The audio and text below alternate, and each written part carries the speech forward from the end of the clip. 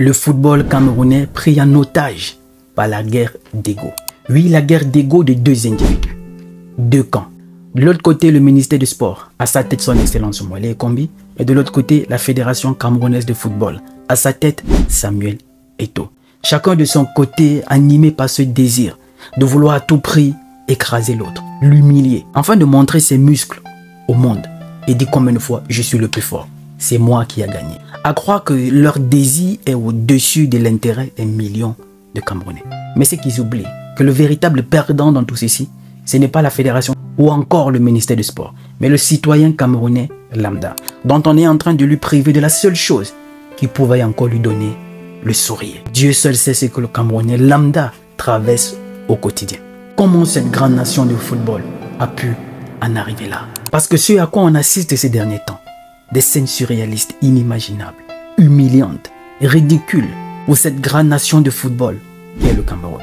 Le but de notre vidéo n'est pas de vous raconter l'histoire intégrante, parce que même le Camerounais lui-même ne maîtrise pas ce qui se passe réellement entre ces deux institutions. Mais le but de cette vidéo, c'est de partager avec toi la leçon de vie qui se cache derrière. Parce que tout ce qui nous entoure a pour but de nous enseigner quelque chose. La Bible elle-même dit, la nature ne vous enseigne pas. Alors la leçon de vie que je vais partager avec vous dans cette vidéo te permettra toi aussi à la longue, peu importe dans quelle situation tu pourras te trouver, peut-être similaire, tu pourras tout simplement éviter. Vous savez tous qu'en ce moment c'est la trêve internationale et que les clubs professionnels ont mis les joueurs à la disposition des équipes nationales pour des matchs internationaux. Le Cameroun, le 7, a un match face à la Namibie. Ce qui se passe en ce moment est incroyable. Déjà, rappelons que cette tension qui existe entre la fédération et le ministère du Sport est loin d'être terminée. Surtout avec ce à quoi on assiste en ce moment. Cela laisse clairement voir que la tension n'est qu'au début. Et rappelons que le ministre des Sports avait nommé le nouveau sélectionneur Marc Brice sans le consentement de la fédération du sport. Et c'est justement d'où est partie les tensions entre les deux institutions. Il y a eu un staff nommé par l'un et un staff nommé par l'autre. Bref, la tension était à son paroxysme jusqu'à ce qu'il y ait une vidéo virale qui a fait le tour des réseaux sociaux. Et là, ce n'était que le commencement.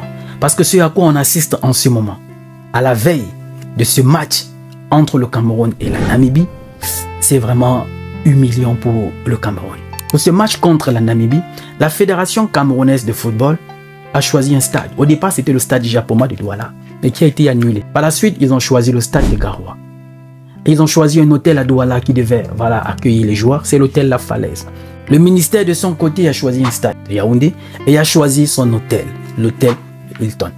Le sélectionneur Marc Brice et une partie de son staff ont rejoint l'hôtel Hilton, choisi par le ministère du Sport. Et de l'autre côté, il y a certains membres du staff qui ont rejoint l'hôtel La Falaise, choisi par Samuel Eto'o, qui est président de la Fédération camerounaise de football. Et les joueurs sont arrivés, une partie des joueurs ont déjà rejoint l'hôtel Hilton, choisi par le ministère du Sport. Est-ce qu'ici, on est en train d'assister à une guerre de clans et certains ont déjà choisi leur clan? À qui profite cette guerre d'ego? Pourquoi en arriver là? Quel est le but recherché par chaque camp? Parce que Samuel Eto'o, président de la Fédération camerounaise de football, il faut rappeler, c'est un jeune. Et de l'autre côté, le ministre des Sports, Moïse Kombi, c'est quand même un ancien. Donc on a deux générations. Est-ce qu'on va dire c'est une guerre de génération? Où les anciens ne veulent pas que c'est les jeunes qui leur dictent ce qu'ils vont faire. Et les jeunes de leur côté disent, les anciens vous avez échoué. Alors laissez-nous faire. Et puis rappelons, parce que cela sème aussi beaucoup de confusion. Ce n'est pas parce qu'on est jeune qu'on va surtout apporter des solutions ou qu'on va bien faire. Parce qu'on connaît des jeunes qui ont accédé à certaines postes de responsabilité. Le bilan est catastrophique. On connaît aussi certains jeunes qui ont accédé à des postes de responsabilité et qui ont transformé leur pays. De l'autre côté, ce n'est pas parce qu'on est vieux qu'on a forcément la science infuse. Parce qu'avant, vieilli était synonyme de sagesse. Mais aujourd'hui, on se pose beaucoup de questions avec le raisonnement de nos papas. Et il y a des papas qui aujourd'hui, de par leur vieillesse, le bilan est catastrophique. Mais certains vieux aussi arrivés aux affaires qui ont fait des choses extraordinaire. Donc le but de notre vidéo n'est pas d'être pro ministère du Sport ou pro Afekafoot. C'est tout simplement partager avec vous la leçon de vie qui se cache derrière. Que retenir de ce clash, de cette guerre humiliante dont c'est le Cameroun qui en sort perdant. Quand l'ego prend le dessus sur la raison, l'homme est animé par l'instinct animal. Et c'est justement ce qui anime les deux camps. L'instinct animal. On est animé par ce désir de vouloir à tout prix détruire l'autre. l'humilier, le ridiculiser aux yeux du monde et brandir son muscle, c'est moi qui a gagné. C'est moi le plus fort. Mais en réalité, à quel prix? À quel prix? Parce que quand on dit aimer sa nation, aimer son pays, à un certain moment, l'intérêt des Camerounais doit être au-dessus. Et c'est justement ce qui devait animer les deux camps. L'intérêt d'abord des Camerounais. L'amour qu'ils ont, qu'ils prétendent avoir, je pense bien, pour leur pays, devait être au-dessus de leur personne. Ce ne sont que des individus. Avant Samuel Eto'o, la fédération existait. Après Samuel Eto'o, la fédération existera. Avant Narcisse Mollet Kombi, le ministère des Sports existait et après lui, cela existera. Chacun est juste là pour apporter sa pierre à l'édifice, pour bâtir le Cameroun. Mais après, ils s'en iront tous. Mais pourquoi en arriver là? Qu'est-ce qui peut bien le pousser? Parce qu'au niveau où on voit les choses, si un camp voit l'opportunité d'ôter la vie à l'un des autres, là, ça n'hésitera pas à se faire. Et c'est justement ce qui anime l'humain, l'instinct animal, quand il perd la raison. Et c'est ce à quoi nous sommes en train d'assister là. L'insistance de Samuel Eto'o, est-ce que c'est une façon de prouver aux anciens qu'en réalité, il y a quelque chose qui se cache derrière?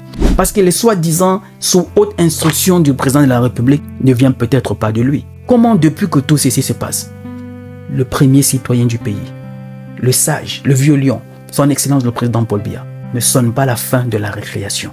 Ça devient un peu de trop. C'est quand même assez humiliant pour une telle nation. Rappelons que toutes les guerres, les différentes exertions qu'on a déjà eues dans ce monde, à la base, c'est l'ego. Le souci de vouloir montrer que c'est moi le plus fort et écraser l'autre et l'humilier. C'est justement en ce sens-là que George Bush décidait unilatéralement contre l'avis de tout le monde entier qu'il devait bombarder l'Irak. Par ego, pour montrer qu'on est le plus fort. C'est justement par ego que Nicolas Sarkozy avait décidé d'incendier la Libye et ôter la vie à Kadhafi. Le souci de montrer qu'on est le plus fort. Voilà où est-ce qu'on peut en arriver. C'est pas égaux le plus souvent que certains sont prêts à écraser les autres pour réussir. Voilà pourquoi je disais que l'Afrique francophone, c'est la seule partie dans le monde où c'est ancré dans l'ADN d'une certaine catégorie de personnes que pour réussir, il faut forcément écraser les autres. Pour réussir, il faut ôter la vie à certaines personnes. Mais ce qui est de plus en plus inquiétant, c'est le silence du président de la République. Parce que même dans une maison, quand les enfants sont en désaccord, c'est le papa qui se lève et sonne la fin de la récréation et rétablit les règles. Pourquoi le président de la République est si silencieux? Est-ce que d'une part, les voix qui s'élèvent et disent que ces anciens, avec les décrets sous haute instruction en réalité, ce sont des trucs signés derrière dont le président de la République n'est jamais au courant?